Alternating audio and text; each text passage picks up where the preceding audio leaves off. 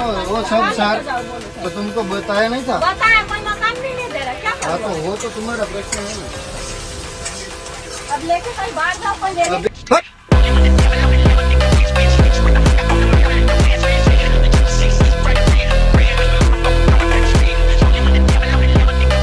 अरे नहीं नहीं, ये कोई मूवी का सीन नहीं है। वैसे लग तो रहा है, लेकिन ये विजुअल्स हैं अहमदाबाद के चंदोला लेक स्थित अवैध बांग्लादेशी सेटलमेंट की।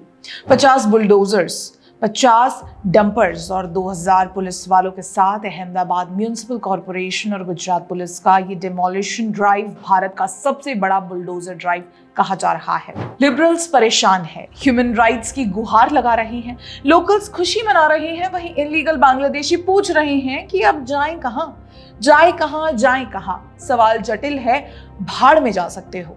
वहां जाने की इच्छा ना हो तो अपनी ममता दीदी की शरण में जा सकते हो, या फिर वापस प्रिय बांग्लादेश जा सकते हो।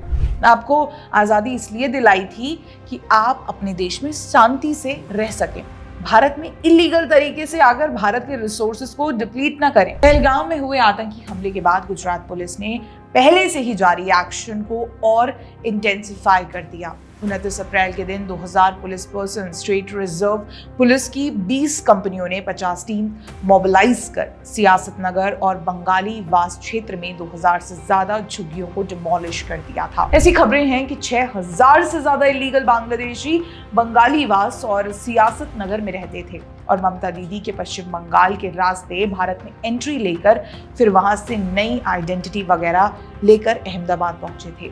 डीजीपी विकास सहाय की अगुवाई में सभी इलीगल इमिग्रेंट्स की पहचान करने का प्रोसेस चालू है, जिसमें से अब तक 450 की वेरिफिकेशन हो चुकी है। अब आप सोच रहे होंगे कि कोर्ट का दरवाजा खटखटाया गया कि नहीं।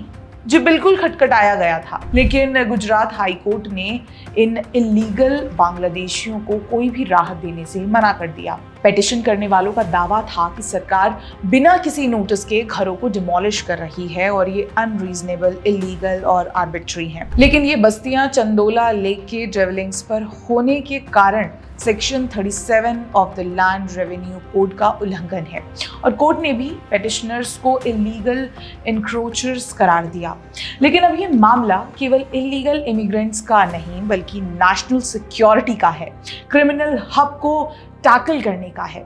ये चिंता का विषय है क्योंकि जिन बांग्लादेशियों को अरेस्ट किया गया है उनमें से 4 बांग्लादेशियों के अल-कायदा स्लीपर सेल ऑपरेटिव होने की आशंका है और आगे टेरर लिंक भी एक्सपोज होने की आस है। इतना ही नहीं, झुग्गियों के साथ गुजरात पुलिस ने लल्लू बिहारी उर्फ महमूद का फार्म हाउस भी तोड़ा है।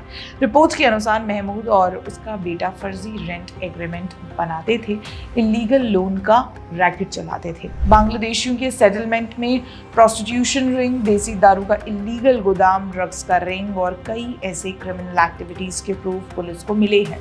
गुजरात पुलिस के अनुसार इन सभी बांग्लादेशियों के पास फर्जी दस्तावेज हैं जो उन्होंने पश्चिम बंगाल में बनवाए थे।